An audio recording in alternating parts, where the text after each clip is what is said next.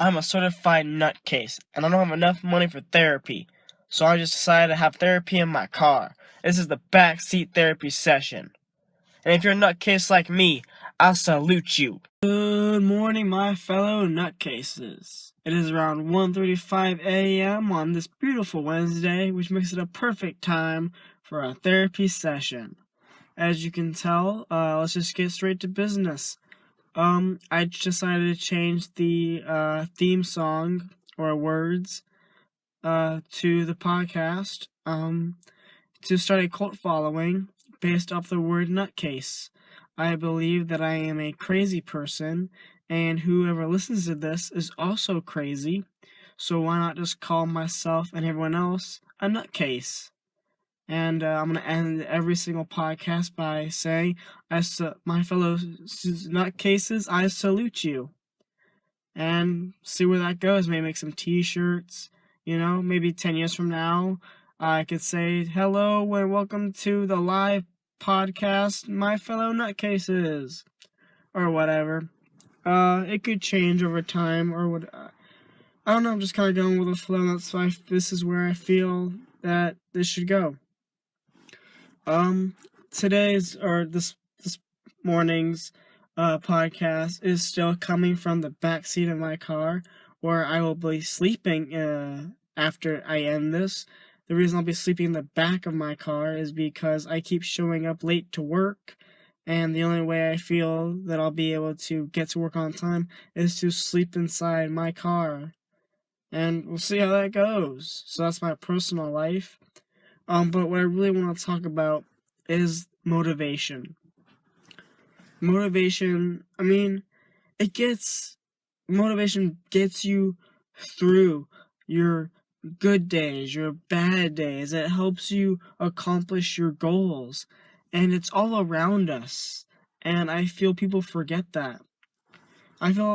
This all started when I was in a business class on Monday, and we were watching this new commercial with Michael Phelps and armor wear, and it's basically just showing Michael Phelps train. So he's swimming, lifting weights, eating, sleeping, and stuff like that. And I don't really care about Michael Phelps or any of that kind of stuff, but the very end of the commercial, it has a sentence, and it basically says, whatever, you're the only person who knows what you do during the night, and people see what you do during the day.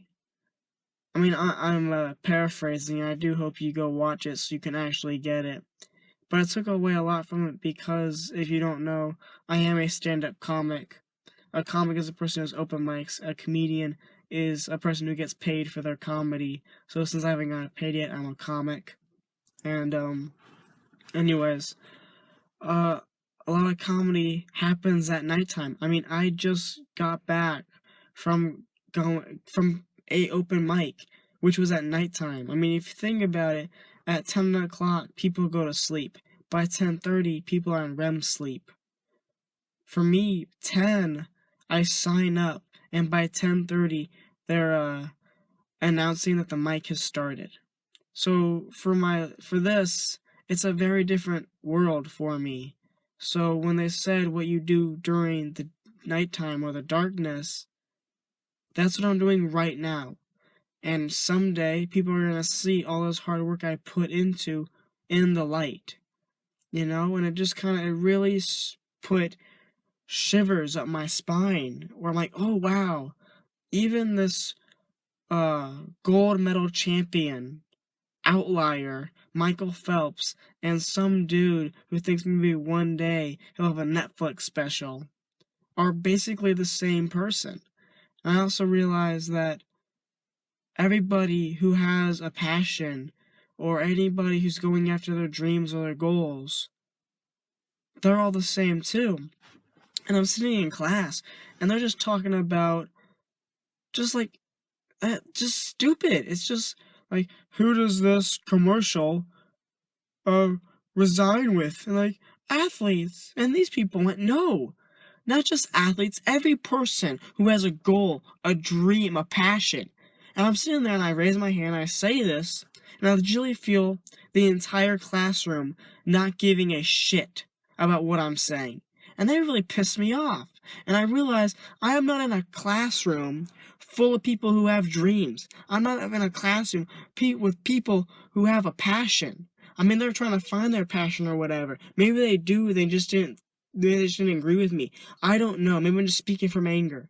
But what I do know is that was nobody motivated by this to live a better life, to keep going? I mean, I didn't get it. And I mean, even the teacher looked at me like I was a crazy person. And that really bugs me. I mean, it bugs me that no one else was motivated like I was to that commercial. But I mean, I guess maybe that's just me. Maybe I'm able or I'm willing to let everything or anything at all just kind of motivate me. I don't know. Please watch the Michael Phelps commercial, the body armor commercial as well. And I don't know. I really hope whoever watches it is inspired like me, like I was. Another thing that inspired me was the song by Eminem, "Lose Yourself." Now I've heard this song millions of times before, all the way back in like 2003 with 8 Mile came out. But I recently stopped listening to Eminem because I've been trying to become a much more happier person, and I realized that listening to Eminem wasn't helping me with that. Eminem is an angry person who cusses all the time. So I thought, if I was an angry person who cussed all the time, then people would like me just like they like Eminem. But that was just a terrible way of living my life. So once I kind of got over that rough patch of my life and everything else that was happening, I stopped listening to that music because it was just too angry and it made me angry. And I'm trying to be a much more happier, optimistic person. And so I just completely stopped listening to Eminem, no matter what. I mean, the only Eminem song I actually heard is the one he did with Yellow Wolf on Yellow Wolf's album Love Story, Best Friend. And I don't even care about his part. I enjoy Yellow Wolf's part much more anyways. But again, I was in business class, and they were playing the commercial for Chrysler when Eminem was driving the Chrysler car, and there was like an acoustic version of "Lose Yourself," and I just was inspired once again of just how powerful "Lose Yourself" as a song is. It's basically people just overcoming and following their dreams. And I mean, what's more motivational than that? Is someone telling you how they're following their dreams and then telling you to follow your dreams. I mean, that's right there is just amazing and beautiful. I mean, that song won an Oscar. I think people forget how good of a song that is. It won an Oscar. I mean, yeah, I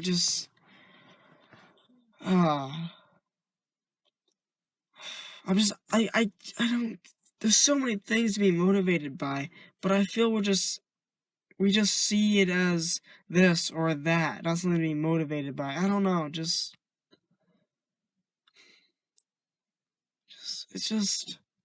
it was so beautiful to see those two commercials and to see it not in a stupid classroom way, but as oh, I need to get my stuff together. I need to write more jokes. I need to be the person I want to be. And then all these people surrounding me are just going like, "What are you talking about, man? It's just a commercial." I just don't get it. But I mean, that's a classroom, and I'm used to open mics. Open mics and classrooms are two completely different things. Let me tell you, man. I was just in an open mic tonight, and it was amazing. I am so glad I went. I haven't been able to go since last Friday, and I went to the Tuesday one because it's basically Wednesday morning right now. And I've been feeling real angry and irritated, and I realized a big part of my life now are these open mics. And if I don't go after a period of time because I'm too busy or too tired or whatever excuse I have, I start to get agitated. And That's what open mics do. I think that's what a passion does, or a goal, or a place where you can be yourself does to you, is it makes you realize that you need that a part of your life. Because if you don't have it a part of your life, then there's no point of even truly living. I mean, to be honest, I mean, I'm sitting, I didn't even get to go up, I didn't get to perform comedy, but it was just so nice to sit with my buddies and just kind of go back and forth and talk. And tonight, I got to hang out with the two hosts, and there was this new comic who I got to meet and talk to, who I never thought this person would ever talk to me in a million years. I don't think I'm that interesting. I'm in a room full of like 20 people who are like 100 times more fascinating than I am, but I somehow was able to talk to this other person. You know, that was cool. And I got to talk to this guy who, I'm able to, do this internship at this comedy club, and I met the guy who's actually going to be training me this Thursday. I mean, how cool is that? I get to talk to the guy who's going to be training me, and then we just get to hit it off, and then so he can give me some tips now to prepare for Thursday. You know, it's like serendipity. It was like, just tonight was a good night. Just put me in a room where I can just talk and giggle, and I'll be the happiest person on the planet. Let me tell you, I laughed so hard tonight, man. It was so cool. Here's what I've learned from Pete Holmes. If you have a 1% thought of doing it, do it. And it's like going on a cliff and jumping and then landing in the water.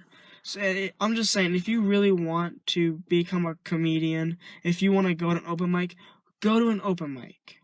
Just experience what it's like. It's amazing. It's a beautiful place. I mean, yes, some comedy places aren't that great. So what? That's life. But guess what? I went to this place once, and I originally did, so you get 3 minutes. I did my 3-minute set in 1 minute. It took me 60 seconds, and then I got off the stage. I drove home. It was still so early because I was in Glendale. I got stuck in traffic. So I got stuck in traffic to get there. Do a minute, leave, then get stuck in traffic again. But because I failed so badly, and I was in this hard place, I was motivated and inspired to do something better. And that's exactly what I did. For whatever reason, I get home, and I watched Nick Swartzen's new stand-up special that I recorded on the Comedy Central on TV, and I watched it, and it just inspired me to do something better. It's like, oh, because what happened is Nick Swartzen is a 30-year-old man who still tells fart jokes. And he's loud and he's fun and he moves around the stage. And in my head, I assumed I was more of a Mike Birbiglia or a Kyle Kinane, where I just stand there and speak slowly. But because I was watching Nick Swartzen, I was able to realize I'm more the person who jumps around and yells and is full of energy. And that's what makes me funny. That's what makes people like me. So if I didn't have that terrible experience and then go home and then be inspired, then I wouldn't be the person I am today. Which means that tonight, I would have probably just gone home after not being able to get up. But I stayed, and I talked to people, and I talked to my friends, and I was able to make new friends. And it's beautiful, I mean, nights like tonight make me really happy that I want to do stand-up comedy. It makes me really happy that I finally have a place to go to where people accept me for who I am and I can accept them. It's just, I really hope that people listen to this and they feel inspired to go find their own place, because it just makes your life that much better. I earlier mentioned serendipity, which I'm not really too sure what it means. It's just like, I think like things come together and then something really cool happens. I didn't really Google it. I should have, but I didn't. I was too busy messing around, following McGregor and seeing what he eats for lunch, so then I can see what I should eat for lunch. Because, that's what you do when you have 10 minutes on the toilet. But anyways, last Thursday, I was at a comedy club, and I decided to just go to the bathroom. And when I walked into the bathroom, there was this guy named Rick. I don't remember his last name. Again, I didn't do my research tonight, and I can't really because I'm inside my car at almost 2 o'clock in the morning. But he's from the TV show Undateable on NBC with Chris D'Elia, Brett Morton, and a couple other comics. And he plays Rick. The guy in the show plays Rick, and his real name is Rick, and he's very tall. He's a very tall guy with curly hair, and on the TV show he doesn't seem that big because it's a TV, but in real life, dude is tall and huge. Like, he has big hands. It's crazy. And anyways, I walk into the bathroom and he's right there, and I look at him like, what? You're that dude? And I go, you're from TV. You're on Undateable. And he goes, yeah. And he goes, dude, that's so cool. I love that show. Oh, cool. Thanks, man. I'm Rick. I'm like, yeah, I know. But to be honest, I completely forgot his name because I was so excited he was there. But again, you can't just go, oh, cool, I didn't know I watch your TV show, but I don't know you. It's just that I forgot, and that was weird. And anyways, and he goes to leave the bathroom, but I just keep staring at him because he's, like, right there. It's so cool. He's on, like, a great TV show, and he's right in front of my face, And it's just weird. Like, it's just, like, one day, I'm just kind of at home chilling, watching Netflix. I drive, I go to a mic, and then I meet some dude who's on the TV. Like, how cool is that? And then I use the bathroom, I go back to the mic, and so at this place, there's the bar mic, the Yoo-hoo room, and the main room. And the bar is for open mics, the Yoo-hoo room is for, like, the next level, and the main room is for, like, the next level. For, like, those people you see on the TV, they go there, the main room. And there's a little TV monitor above the bar, so you can see what's happening at your open mic, but then above you can see what's happening in the main room. And it was so cool because I saw Rick, who I just bumped into the bathroom, on the little TV screen performing in the main room. So it was really cool. Like, wow, I talked to this guy who was on a TV, but he's also performing in the main room, which means one day, how cool would it be if I was on TV and then performed in the main room? Not only that, he was in the main room, and then he comes over to our mic, our open mic, and then he performs there. I mean, how cool is that? I see this guy in the bathroom, then the main room, and then the open mic. And in my head, I'm like, how is that not motivational? Like, one day, let's say 7 years from now, 7 years, I could perform at the main room and at the open mic, and some kid could recognize me and be inspired by that. Like, that just gives me, like, a really crazy metaphorical boner, Like, it's so cool to think about. Not, like, to make that even better, he gets off stage, and he sits at the bar, and he watches a few more comics. He walks over, and he's about to leave, and he actually says bye to me, and he fist bumps me. And he says, it was nice to meet you, and I went, you too, but I don't think he heard me because I had a throat lozenge in my throat, so it just sounded really weird. And I feel kind of bad, because, like, why can't I talk to somebody who I look up to without making it weird, But again, he's not going to remember. He's just going to remember some kid he bumped into the bathroom. I don't think he's going to go, oh, you're that kid with a throat lozenge in his mouth. I don't think he's going to be like, and if he does, it could be funny, like Joey Diaz says. It'll be funny in 10 years. I mean, I just thought that was so cool. And it was also, like, insane to think about. Like, if I keep doing this, eventually, I'm going to be able to do something really cool with this, And it's just, I forgot about that today. I'm at work, and it sucks. And I got to do homework, and it sucks. It's like, oh, I don't want to do any of this. This stuff is pointless. And then I go to this comedy club, and my faith in the world is just, like, completely changed. And I'm just happy again, and it feels good. Oh, just like, I'm so happy. See, this is how you know I'm crazy. This is how you know I'm crazy. I can keep going for hours. I was giggling all night. I was talking for a couple hours, and I'm gonna talk again. Man, yeah. Wow.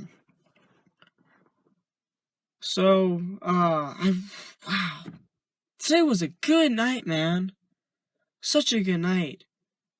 Oh, dude, just wow. Right now I'm just gonna kind of talk I want people, to listen to some podcasts. If like you're listening this far and you go, what kind of podcast should I listen to? These are all on iTunes, and they're all completely free. And if you have an iPod or an iPad or an iPhone or whatever, it's gonna be a purple. It comes with the device, and it's a purple app that says podcast. You click on it, you press search, and they're all right there. So I'm just gonna name a few, just so you know, and I'm gonna describe basically what it is. The first one is the Joe Rogan Experience. That one's just to make you 100 times smarter. That's all you really need to know. The second one is the Church of What's Happening Now with Joey Diaz. That one is going to make you a great hustler. That one's going to make you better at your craft. It's more like him teaching you how to be an adult, or how to be a human, how to be a hustler, how to be a gangster. Take whatever word you want to be, he'll probably teach you how to do that. The third one is The Fighter and the Kid. Now that one is a interesting mixture of how to hustle, gaining knowledge, and learning about the UFC, but in a really fun, exciting way with comic Brian Callen and retired UFC fighter Brendan Schaub. And both of these people have failed and succeeded, and they don't lie about how they failed or how they succeeded.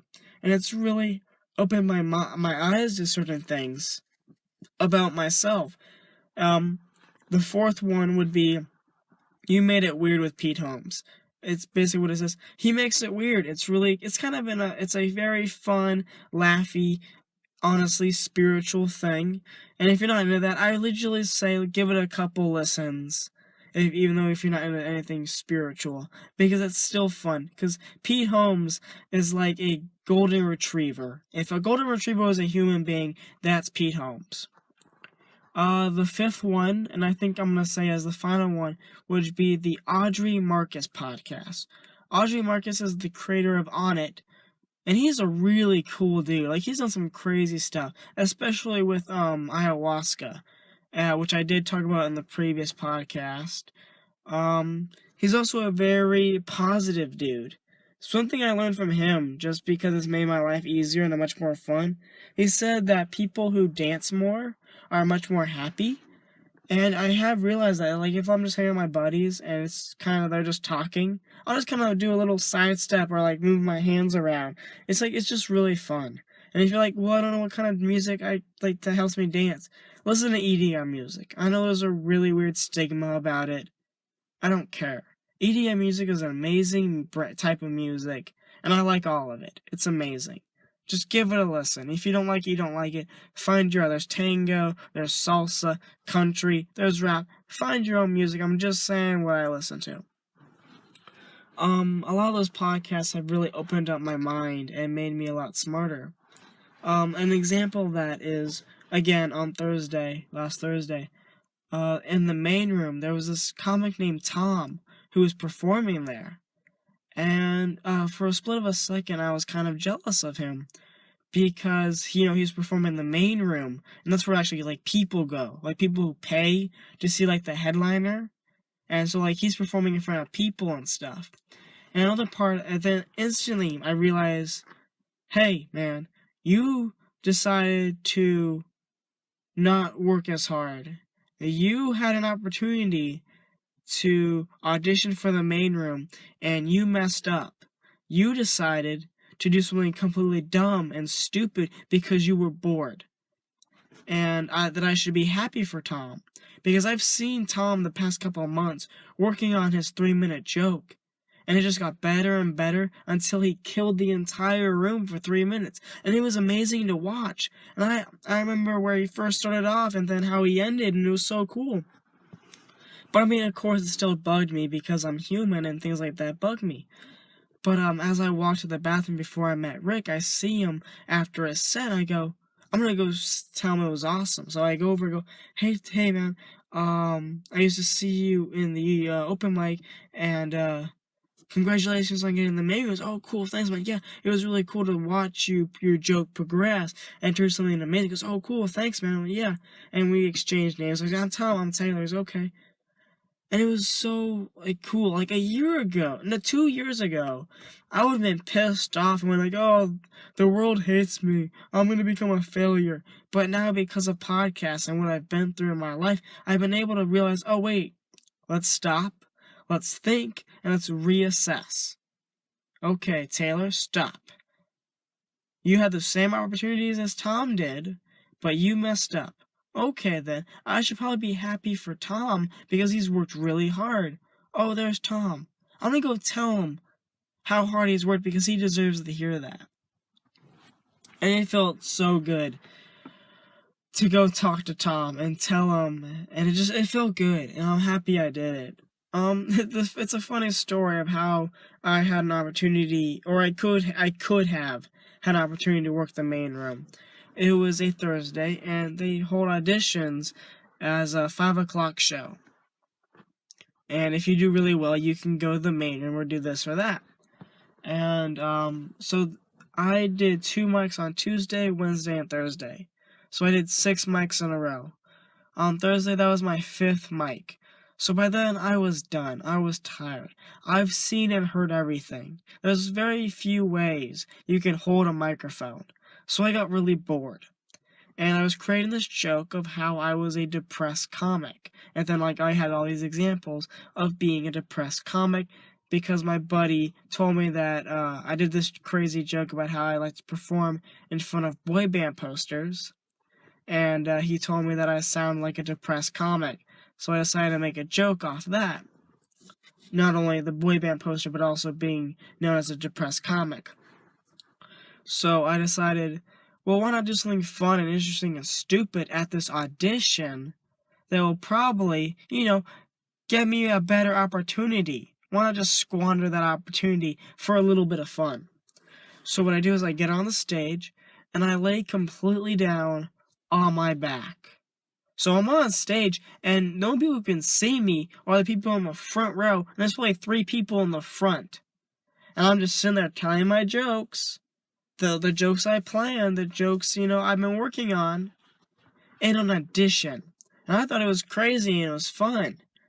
Because who else was going to lay down on the floor and then tell jokes like a crazy person? And, I gotta accept that that's cost me a solid opportunity in the main room. If I would have stood up, I probably wouldn't have gotten that opportunity. But the coolest thing was one of the hosts of that mic came up to me and told me in a very nice way to never do that again. And she was right. It was unprofessional, and it was dumb, and yeah, I mean, I told her that, oh, I was just trying to have fun. I thought it'd be funny. And as time went on, I realized that joke would have been fun if I stood up anyways. And it progressed, and it got better, and yeah, I never did that again. But I'm really glad I did. I'm glad I did something as crazy and stupid as that. It's just fun, it's a good story, so I didn't get the main room, so I didn't get this, so I didn't get this. I remember this one time, maybe a month later, I'm walking to the bathroom, and I hear this guy, hey bro, what's up? I go, oh hey, how's it going? He goes, do you remember me? I went, not really. He's like, oh, I saw you performed a little while ago. I was like, oh, did you see me when I lay down completely on the floor? He goes, huh, yeah man, that was crazy. So I was like, alright, so because of me laying down on the floor, I was able to hang out with this guy who saw me once, and didn't remember who I was, he just remembered I lay down on the floor. So because of that, I got a new buddy for an evening. And that's pretty cool if you think about it. Because I did something extremely stupid, I got a buddy. The positives outweigh the negatives, if you think about it. For all I know, I know exactly 100% that Tom deserves that main room. And I know right now in this moment, I don't have a good enough material for the main room. So I should not be comparing myself to Tom, because we're 2 different people, with 2 different schedules, with a whole bunch of different things. And that's another thing I want to bring up right now, that I've learned. I gotta stop, or you have to stop. I don't really know who I'm talking to right now, so I'm just talking in the air, so it's all the same to me. Gotta stop comparing yourself to other people. I don't know what's going on in my mind, but I have these disgusting body shaming of myself issues. Because I'm watching the TV and went, oh man, I wish I looked like that person. And then I look in the mirror and I look like a disgusting slob. Why? I should be happy. I'm almost at 155. My goal was to be 160, and now I'm 155, but I'm sitting watching TV. Well, I'm not as thin as that guy. I'm not as thin as this person. I'm not as thin as this person. I should be happy that I'm trying to eat better, that I'm working out, that I am trying to become the person I want to be instead of comparing myself to other people. That's not fair to myself. That's not fair to the people around me have to hear me complain about this. Comparing yourself to others will not help anyone, especially yourself. If you want to compare yourself to what you were a year ago.